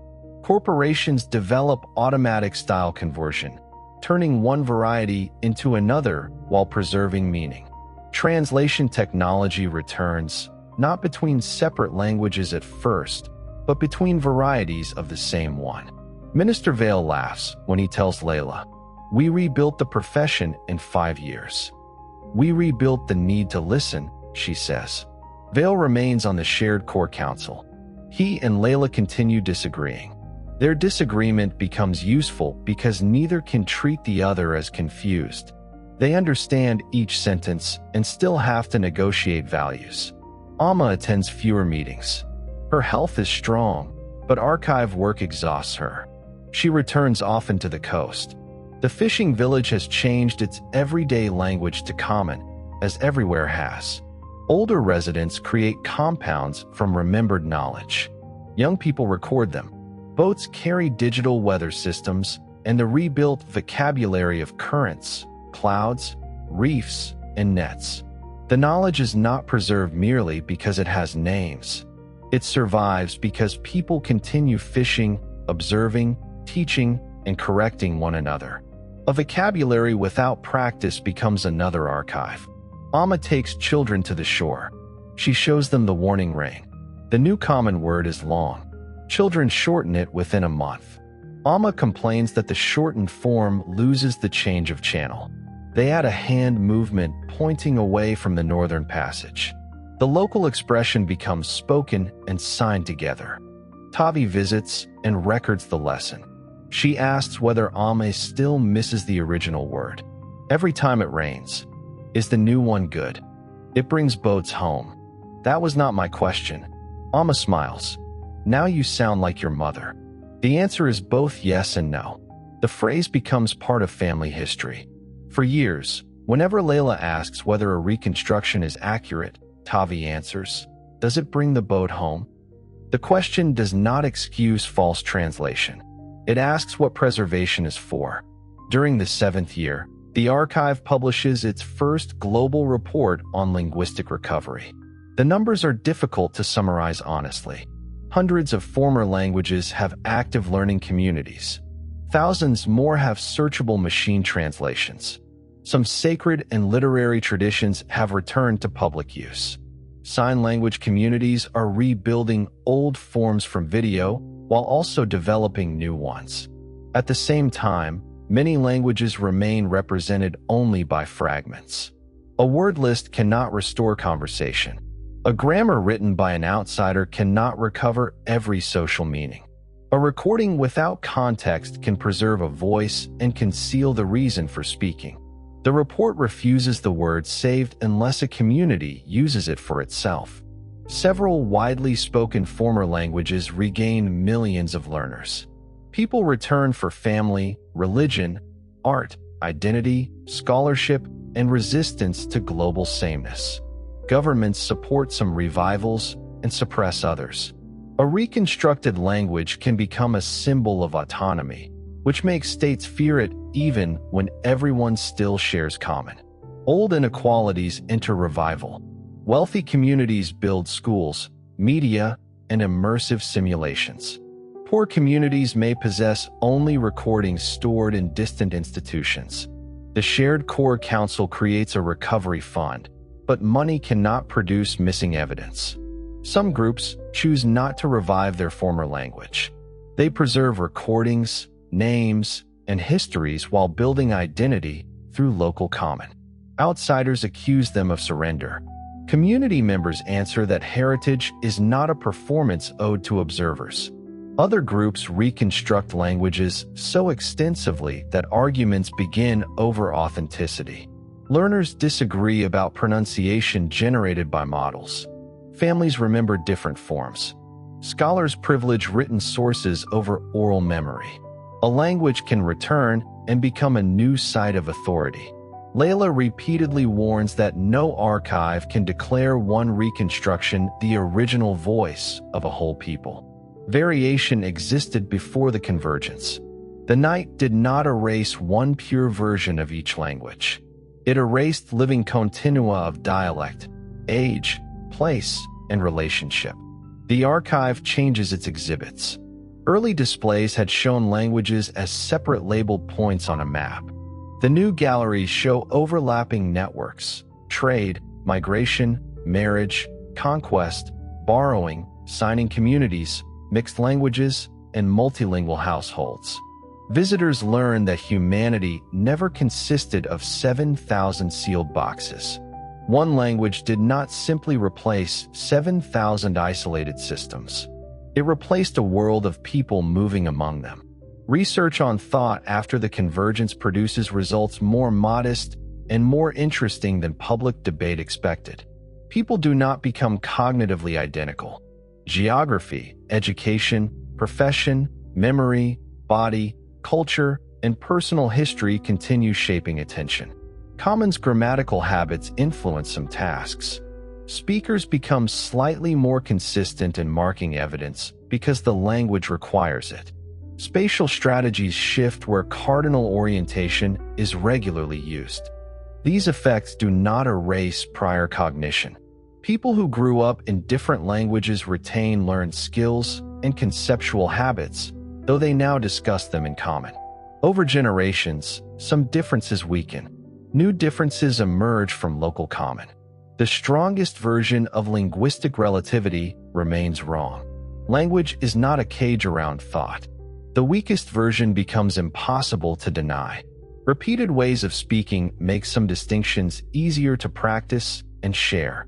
Tavi explains it to students through a table covered with tools. A hammer does not determine what a person can build. A workshop containing only hammers makes certain actions easier to imagine than others. Languages are not toolboxes with fixed borders, but the comparison helps. The old world contained many workshops. Common begins as one enormous shared floor. People immediately build rooms. Claims about multilingual cognitive advantage are also revisited. Before the convergence, studies had produced mixed results. Benefits, costs, adaptations, and many null findings depending on task and population. The disappearance of multilingual daily life does not cause a global decline in intelligence. Children continue learning, switching tasks, solving problems, and developing flexible minds through countless activities. What they lose is one particular form of repeated adaptation, managing different linguistic systems, social identities, sound patterns, and rules. Heritage language education restores some of that experience. New common varieties restore more. The mind finds many routes to flexibility. The most visible transformation occurs in families. Grandparents and grandchildren who once lacked a shared fluent language can speak directly. Adults hear stories that had been reduced to greetings for years. Some families heal. Others discover that the barrier had protected them from old conflict. A common language allows accusations to arrive with complete clarity. Children of migration no longer depend on parents to interpret schools and hospitals. Parents no longer depend on children to interpret government. The reversal of authority changes millions of households. Some young people feel freed from carrying adult responsibility. Some parents feel less isolated. Institutions lose the excuse that communication is impossible. Yet heritage loss remains intimate. A mother cannot call a child by the exact affectionate form her own mother used. Siblings remember a joke and fail to recreate its sound. A person hears an old voicemail and understands nothing except love in the voice. Machines offer translations. Many people use them. Others play the recordings without captions. Amma's health begins declining in the 9th year. Her heart weakens gradually. She continues traveling to the coast until walking on sand becomes tiring. Layla asks her to move permanently to Nairobi. Amma refuses until Tavi reminds her that Nairobi contains grandchildren she has not finished correcting.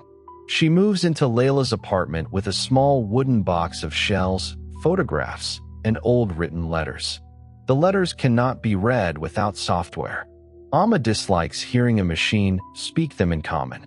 She asks Layla to print translations and place them behind the originals. The front is the person, she says. The back is what we can reach. One letter was written by Amma's brother before his final fishing trip. The translation is plain. He says the weather looks uncertain, asks her to repair a net, jokes about a neighbor, and promises to return before a family meal. The promise becomes painful because the machine can translate it. Layla had imagined that recovering meaning would repair loss. Sometimes it sharpens loss by making the unreachable clear. Amma spends her final year teaching Tavi's younger cousins how to observe the coast. The lessons are in local common. They include new words built from old knowledge, gestures, photographs, tide tables, and direct practice. Children learn which cloud edges matter, how birds move before certain winds, where currents bend behind reef openings, and when a modern forecast should be checked against the water itself. Amma does not treat inherited knowledge as infallible. Sea level has changed. Harbors have been altered. Fish move differently. Instruments reveal patterns no elder could observe alone. Tradition survives by updating, not by pretending the past was complete. This principle shapes the open lexicon. Every ecological entry carries a date and location.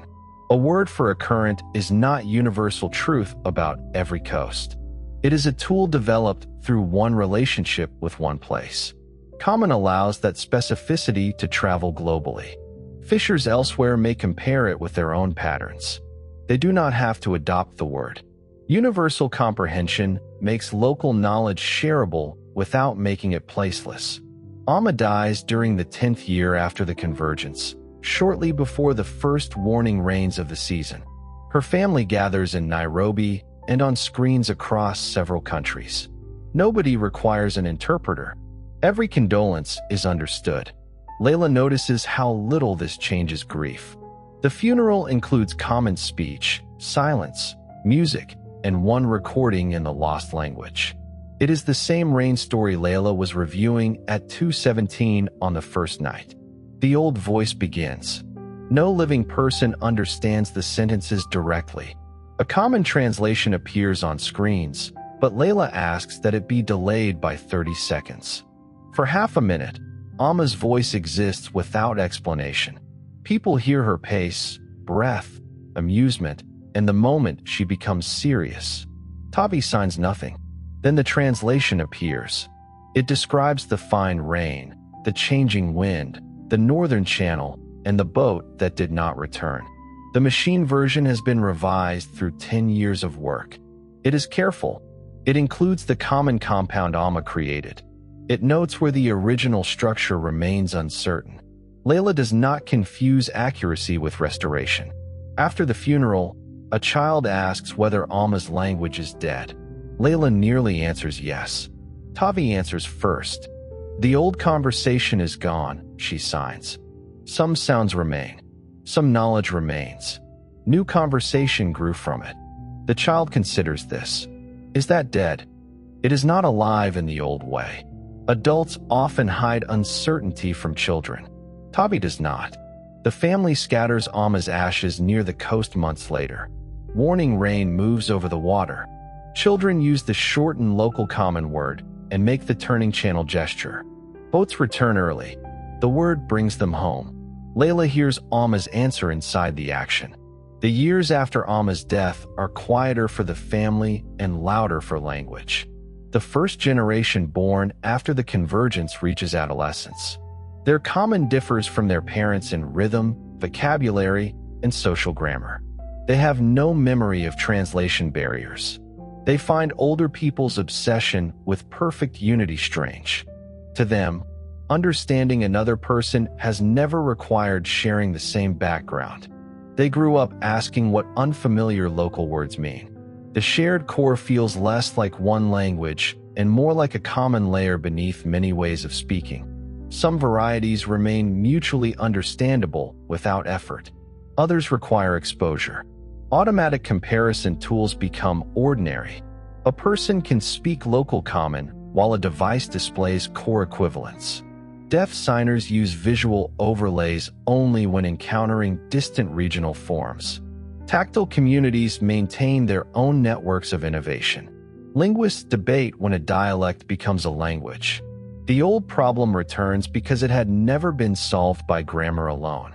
Mutual intelligibility, identity, history, power, and naming all matter.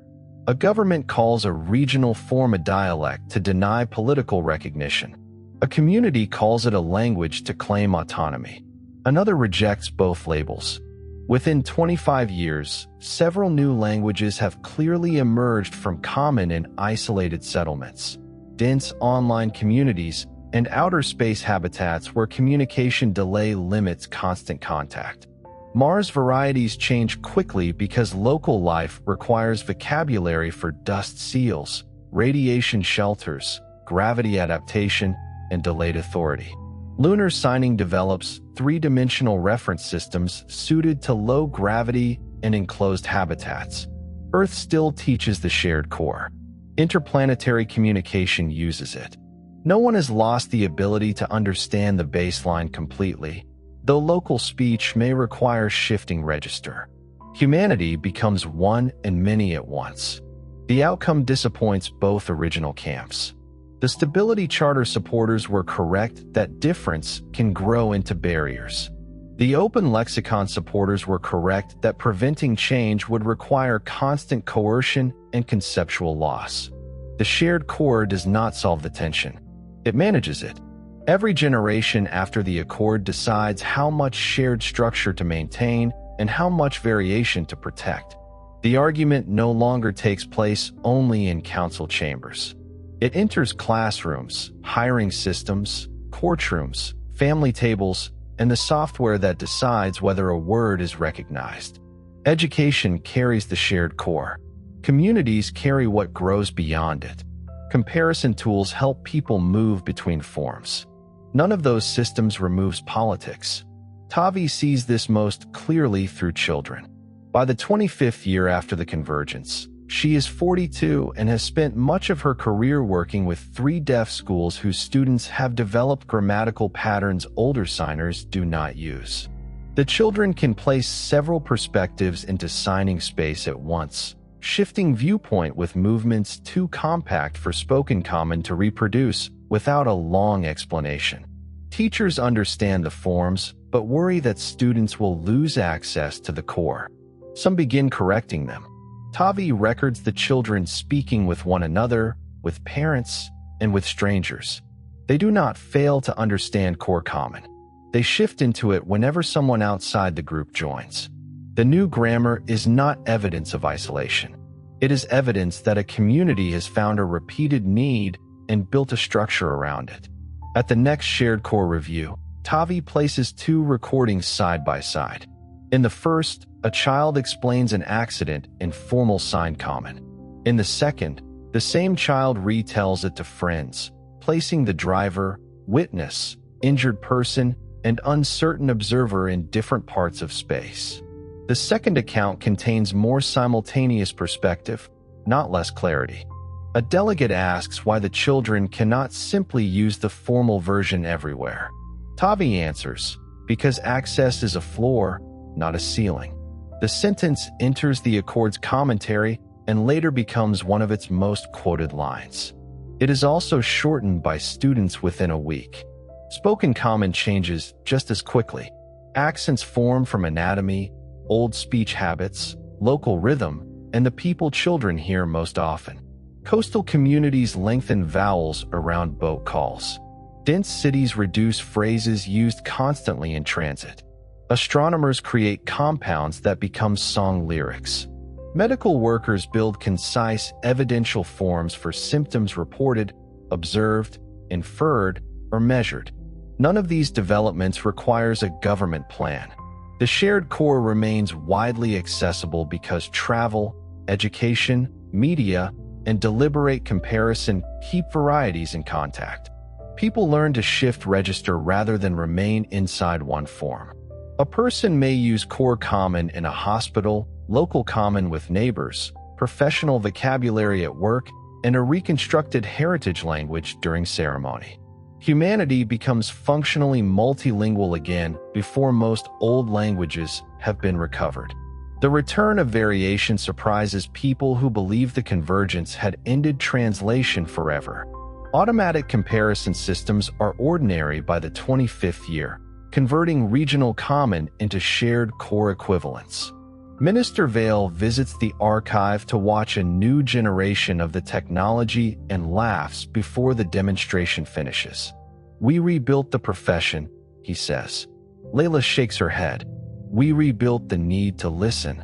Years later, Vale is still serving on the Shared Core Council. He and Layla continue disagreeing about how much standardization public institutions require. Their arguments become less theatrical and more useful. Neither can claim the other failed to understand the words. They must negotiate values in full view. Tavi's daughter, Sori, is 10 by then. Tavi chose the name from an old family recording. The sound survived the convergence as a proper name, but its original meaning is uncertain. 3 machine models offer 3 different etymologies. Tavi accepts none as fact. A name can carry a person without carrying a dictionary, she tells Layla. Sori has grown up in a household where speech and sign overlap constantly. Tavi signs while speaking. Layla answers in the Nairobi variety of common and complains when younger relatives shorten evidential markers. Restored fragments of Amma's language appear in songs, lessons, and family jokes. The child hears the old recordings before she understands why adults become quiet around them. Outside the family, the world keeps discovering that direct comprehension does not guarantee equal treatment. Employers begin associating certain common accents with poverty or migration. Schools reward the variety used by national broadcasters even when local forms remain fully understandable. Corporations design language scores that claim to measure clarity and quietly measure resemblance to powerful institutions. The Shared Core Accord makes such discrimination harder to defend. Public systems must recognize core meaning across spoken, signed, tactile, and written forms. A court rules that mutual comprehension cannot be used as an excuse for demanding one approved pronunciation. The decision is celebrated. Bias does not disappear because a judgment names it. Sori encounters the problem at 12. A school presentation she gives in local common receives a lower communication score from an automated system. The teacher insists that the content was excellent, but the style insufficiently universal. Tavi asks the software company to identify which sentence was not understood. The company cannot. Every sentence parses correctly. The score fell because Sori used a coastal evidential form borrowed through Amma's Open Lexicon project and assigning rhythm associated with deaf schools. The system has treated unfamiliarity as inaccessibility. Tavi does not make Sori the symbol of a global campaign without asking. She shows her the report and explains the options. Sori wants the score removed, but does not want her face on public screens. The family challenges the system through the school board. Other families submit similar cases. The software is changed to test comprehension rather than conformity. The victory is small enough to be real. Some teachers continue preferring the old standard. Some students begin using local forms more proudly. Others shift toward prestige speech because social cost remains social cost.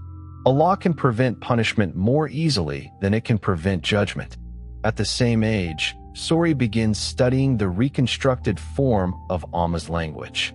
The class uses recordings, field notes, community decisions, and the grammar recovered after the convergence. Enough survives for songs, greetings, stories, and increasingly complex conversation. Many choices remain uncertain. Students mark reconstructed features differently from directly documented ones. One evening, Sori asks Layla whether speaking it is pretending. Layla is in her late 60s by then. Her hair has turned white, and her patience with false certainty has become shorter. Pretending what? She asks. That it is the language Alma spoke. It is not the same life. Then is it real? You are really learning it. The recordings are real.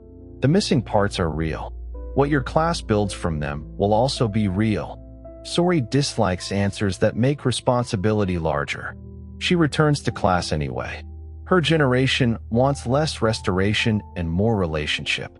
They combine archived forms with common grammar, contemporary music, new signing, and experiences Alma never had. Some elders accuse them of changing what was already damaged. Students answer that a language nobody may change is an exhibit, not a home. Both arguments contain truth. Some reconstructed languages become living descendants rather than copies. Children alter pronunciation. New jokes appear. Old texts become difficult. Scholars worry that revival is moving away from the evidence. Community speakers answer that accuracy cannot require permanent childhood. Other languages remain ceremonial or scholarly. Some disappear from active use a second time because communities choose different priorities. Preservation cannot create desire without becoming coercion. The archive stops measuring success only by learner numbers. It records who controls the process, where the language is used, what uncertainty is acknowledged, and whether children are allowed to make it theirs. The number of languages begins rising again. Catalogs disagree about the total. Spoken, signed, tactile, mixed, professional, virtual, reconstructed, and emerging systems resist a single count.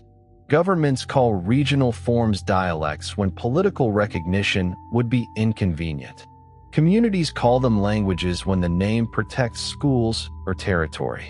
Others refuse both labels. The convergence had seemed to erase the old argument about where one language ends and another begins. Human life redraws the boundaries. Tavi becomes director of the World Archive at 43, 1 year after the 25th anniversary of the convergence. She changes its name to the Archive of Human Expression because language has never belonged only to mouths or pages. The institution now preserves speech, sign, touch, performance, gesture, and the social conditions that make forms meaningful. Her appointment produces predictable simplifications.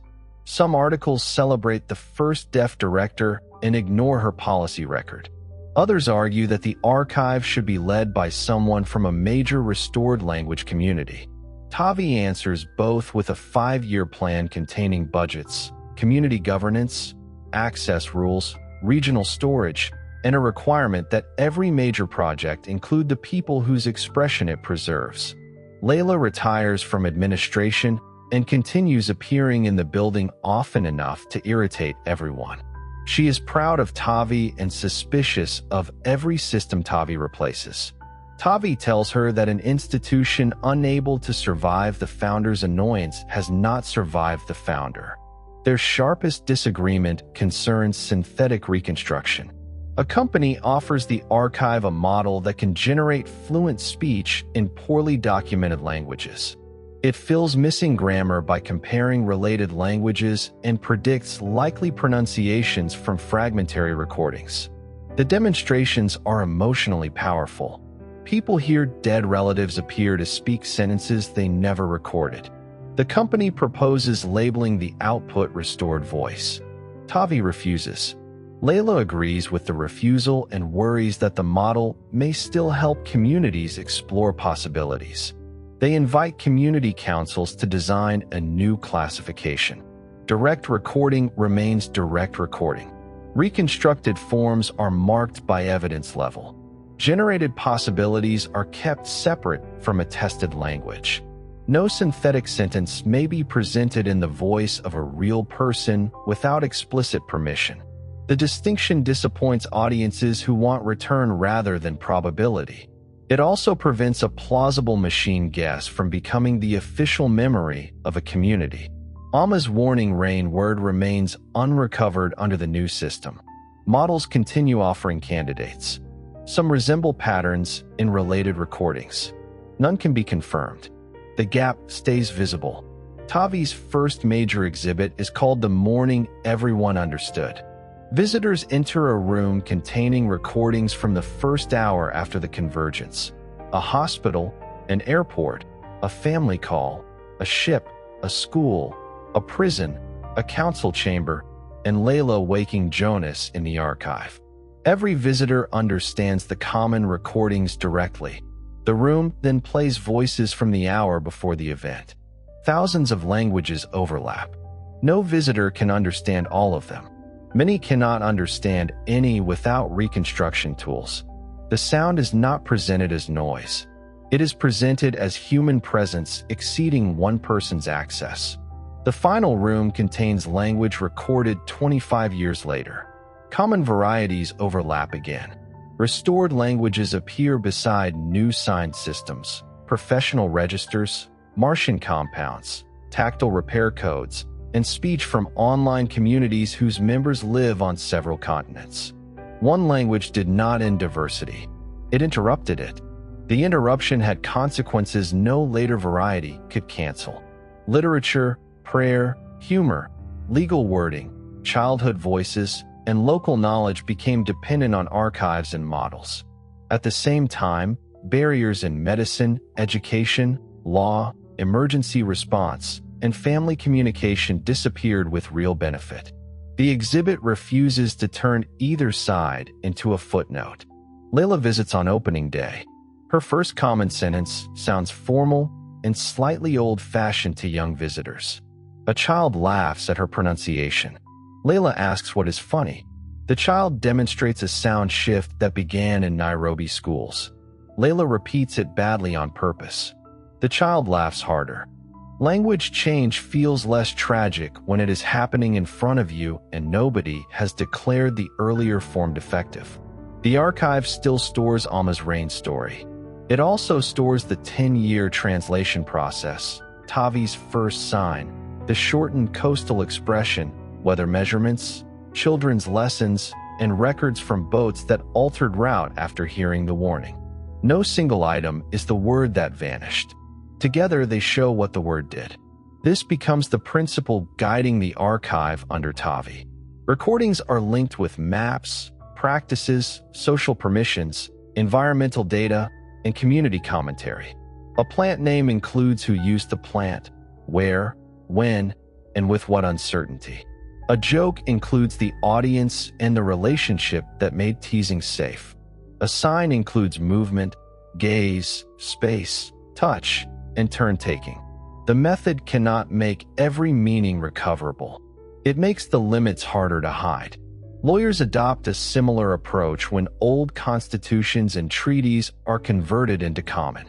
A machine can offer a clean sentence and still fail to recover the institution that gave one term legal force. Courts preserve the unreadable source beside every rendering. Former interpreters become historians of use, register, precedent, and power. Their work proves that translation had never been only word replacement. Artists make the same discovery differently. Old songs survive as melody and recorded voice, while meaning arrives through common captions, Some musicians reconstruct lyrics. Others place the lost language behind new words without pretending they are equivalent. Films become globally accessible and locally specific at the same time. Audiences understand dialogue immediately and still need context for humor, taboo, history, and grief. Common gives the planet shared access to more art and allows globally powerful styles to spread faster. Local creators respond by becoming more particular.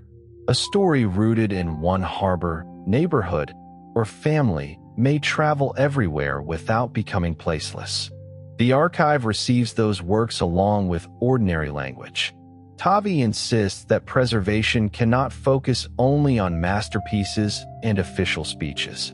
People send quarrels, recipes, work instructions, flirtation, children's games, repair conversations, courtroom testimony, and the phrases used when a family is too tired to be polite.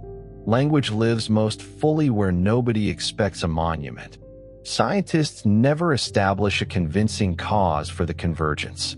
A few physical anomalies are found in records from that night, but none explains the same neurological transformation appearing in infants, isolated communities, signers, deaf-blind people, individuals without technology, and patients inside shielded medical facilities. Theories multiply. Unknown field. Coordinated biological event. Collective cognition. Simulation. Deliberate intervention. None produces a testable mechanism matching the evidence. Some researchers spend their careers searching. Others decide that cause and consequence are separate responsibilities. Layla once believed the uncertainty would remain unbearable. Age changes the scale of some unanswered questions. She continues reading the research and stops expecting a solution to arrive in time to organize her life. 47 years after the convergence, she gives her final public lecture. She is 88. The archive auditorium is filled with students who speak several common, derived languages and shift into the shared core for the event. Tavi introduces her in sign. Sori, now an adult and a researcher in community-controlled archives, sits near the front. Layla begins without statistics. She plays 7 seconds of Alma's Rain recording. The audience hears a lost language. Some students have studied enough reconstruction to identify possible structures. Nobody receives the sentence as Alma did. Layla then displays the first machine translation, light drizzle. The audience laughs because the phrase is so inadequate. She displays the current entry, rain that alters the safe channel, accompanied by Tavi's sign, weather data, oral history, maps, disputed reconstructions, community permissions, and records of use. What was lost? Layla asks. Students answer. The sound, the grammar, native fluency, a version of Alma, a way of noticing, a relationship, the ability to change the language from inside without studying it first. What was gained? A shared warning, direct access, a new sign, global discussion, the conversation Alma and Tavi finally had. The ability to compare local knowledge without forcing everyone into one national language. Layla accepts every answer and tells them none is complete. One language did not make humanity one mind, she says. Thousands of languages had not made us thousands of species. We were always capable of understanding and failing to understand across more than words. She speaks about Akea, the accord, pure common, archive consent, restored languages, and the new systems that grew from the shared core. She does not present the outcome as inevitable wisdom. Different votes could have produced stricter control. Different technology ownership could have made digital inequality worse. A weaker commitment to the core could have allowed new barriers to harden faster. The hypothetical morning contained no automatic future. Language is something people inherit, Layla says, and something people do to one another. We welcome, exclude, remember, command, comfort, conceal, teach, and play through it. Changing the system changes the possibilities. It does not choose the use. She ends before the lecture becomes a farewell. Questions continue for another hour. One student asks whether she would reverse the convergence if given the choice. Layla has answered publicly for decades and never found a version that remained stable. To reverse it now would erase languages and lives that grew afterward, she says. To prevent it then would preserve voices we lost and restore barriers whose cost was real. There is no untouched position from which to choose. The student asks what she wishes privately. Layla looks toward Tavi and Sori. I wish Alma could have kept her words and still spoken directly with her granddaughter. The wish does not fit the rules of the question. Most honest wishes do not. After the auditorium empties, the three women go to the original recording booth. Jonas retired years earlier and left a note inside. It is written in an early form of Common that younger staff find formal. The note says the microphone on the left still produces a low hum and should have been replaced before the convergence. The microphone has been replaced several times. The note remains. Layla sits where she sat at 217. The modern interface offers old audio, common translation, reconstructed vocabulary, uncertainty levels, community restrictions, and historical commentary. Technology can place more information around Alma's voice than the first team imagined. It cannot make the recording become a living conversation again. She plays the sentence containing the lost word. She no longer attempts to identify it. The search lasted long enough. She hears the fine rain against the old roof, Alma's breath, and a movement in the background where someone lifts a metal basin. Tavi enters the phrase into the current open lexicon. 47 regional variants appear, along with signed and tactile forms. The original common compound now sounds formal. Coastal children use a shorter expression Alma once criticized. The language moved beyond all of us, Tavi says. Sori asks whether the weather event still occurs. Yes, Layla says. Is the Northern Channel still dangerous? Not in exactly the same way. The harbor changed. The current changed too. Then does the word still matter? Tavi answers before Layla can. Words can become history before they become useless.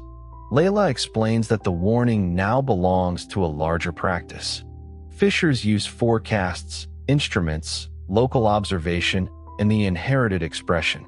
The word no longer carries the entire decision. It reminds people why the pattern deserved attention. Sori closes the archive entry. I know the recording, she says. I have never seen the coast. Layla has not returned since Alma's ashes were scattered. Tavi does not ask whether her mother feels ready. She opens a travel calendar and chooses a week during the season of fine rain. At 88, Layla has learned that readiness is often less reliable than a booked seat and someone willing to carry the bag. Several months later, Layla is 89 when the three women reach the coast where Alma learned the rain. The village is larger than Layla remembers. A raised sea wall protects part of the harbor. Solar roofs cover the market. Fishing boats carry sensors linked to regional forecasts, and children check currents on screens before running down to the water.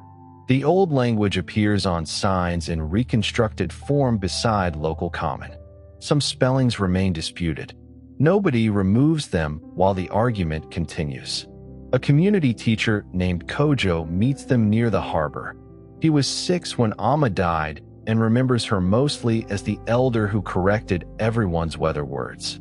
He now leads coastal knowledge classes combining navigation, ecology, archive recordings, and direct observation. His students use the shortened rain expression Alma once criticized. When speaking formally, they expand it and add the channel gesture. Before walking to the channel, Kojo brings them into the classroom. One wall holds tide charts and satellite images. Another holds reconstructed words from Alma's language beside local common expressions and hand-drawn signs. The display does not pretend the columns are equivalent. Some old forms are supported by several recordings. Others carry question marks. One has been crossed out after a later archive review showed that 2 separate words had been combined by a researcher. Sori reads a short reconstructed sentence aloud. Her pronunciation is careful and slightly academic. A 14-year-old student named ESI corrects the rhythm. Sori asks how she knows. My grandfather's class chose it from 3 recordings, ESI says. That means it is certain? No. It means that is the form we use until we learn something better. The answer pleases Layla. The child has inherited neither blind confidence nor permanent hesitation. She has inherited a method. Another student shows Tavi a regional sign for the Northern Passage. It begins with Alma's warning gesture and adds a movement representing the modern sea wall. Tavi had not seen the addition. She repeats it, and the students laugh because her hand places the wall too far inland. For several minutes, the woman whose first sign entered the open lexicon is corrected by children who were born decades later. Tavi accepts every correction. Authority has moved in the direction she once argued it should. Kojo opens a cabinet containing old navigation objects, a carved float, a shell used to mark routes in sand, a damaged radio, and a waterproof tablet showing current models. None is presented as the replacement for the others. The class studies how each tool makes some information visible and leaves other information outside its frame. Today we use all of them except the broken radio, Kojo says. A student lifts the radio. We use this to remember why batteries are checked. They leave the classroom carrying notebooks rather than performing a ceremony. The coast is not waiting to prove a thesis. People are working. Nets are repaired beneath shade. Engines are tested. A weather station turns slowly above the harbor office. The knowledge surrounding the lost word has become ordinary enough to require maintenance, disagreement, and children who sometimes forget to charge equipment. Kojo takes the family along the Northern Passage. The harbor works have changed the flow, but the old danger has not vanished. A sandbar forms differently after storms. Boats with deep hulls avoided under conditions Alma would recognize. The warning now appears in models because local fishers spent years feeding observations into the system. The instruments learned the word too, Sori says. Kojo considers the sentence. The instruments learn measurements. People decided which pattern deserved attention. They visit the house where Alma's first recording was made. The corrugated roof has been replaced, though one old sheet hangs inside the community center. Rain marks remain on it like faint mineral writing. The basin heard in the background of the archive recording sits beneath a window, dented and no longer used. Layla places her hand on its rim. She remembers the sound more clearly than the room. Archives had reversed distance, making tiny noises familiar while whole places changed beyond the frame. Sori asks Kojo to play the recording for his students. He refuses at first because the class is meant to work outside. Then clouds gather over the water, thin and low. Kojo points toward them. Wait, he says. The first drops are too light to darken the road. Wind moves from a slightly different direction. Birds that had been circling the harbor turn inland. Layla feels recognition before anyone uses a word. A child says the shortened common expression. Another makes the channel sign. Kojo checks the forecast, which predicts no dangerous storm but notes a current shift near the northern entrance.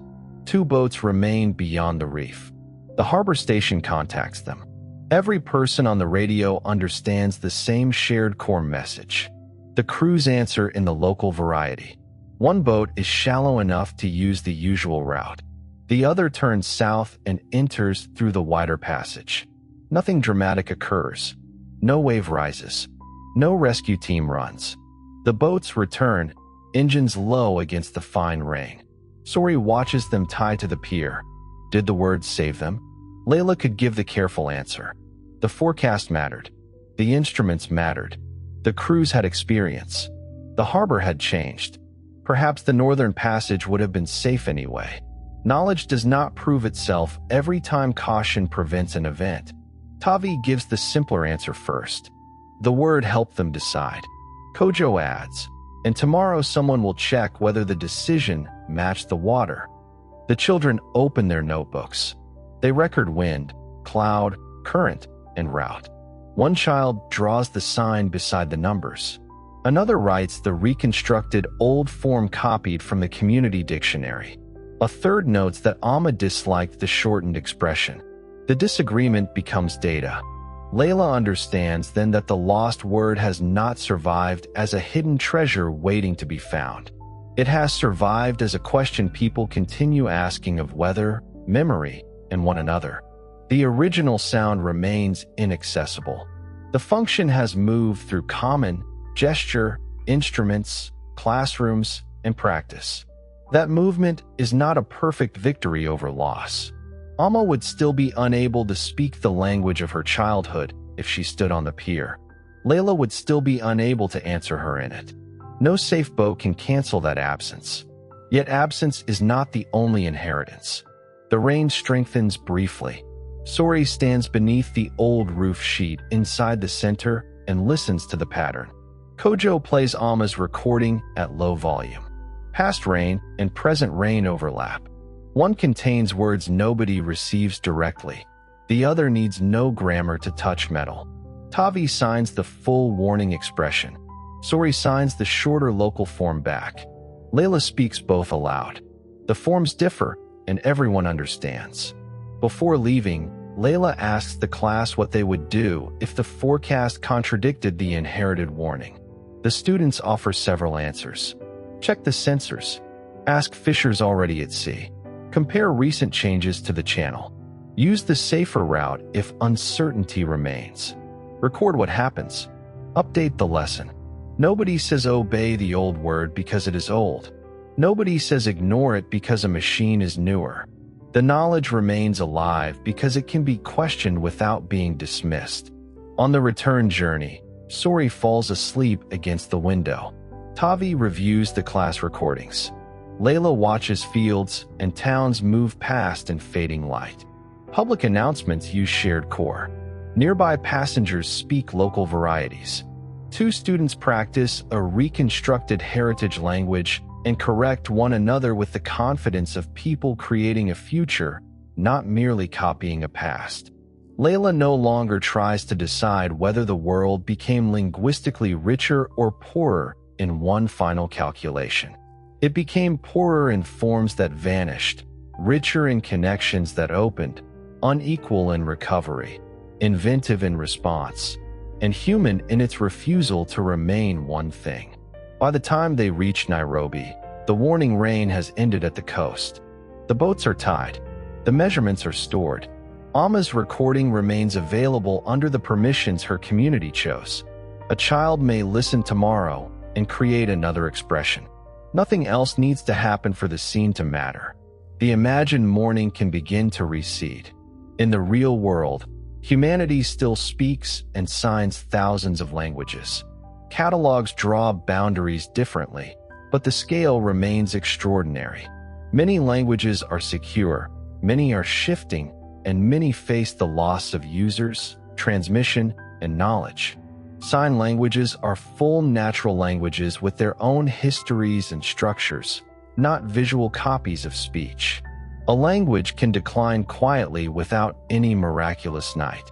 Preservation in the real world is therefore not only the work of distant archives. It depends on speakers, signers, families, schools, community authority, ordinary use, and the right to decide how a language continues. Documentation matters. Teaching matters. Practice matters. So does removing the pressure that makes people abandon one language to gain safety, education, employment, or respect in another. No language must disappear tonight.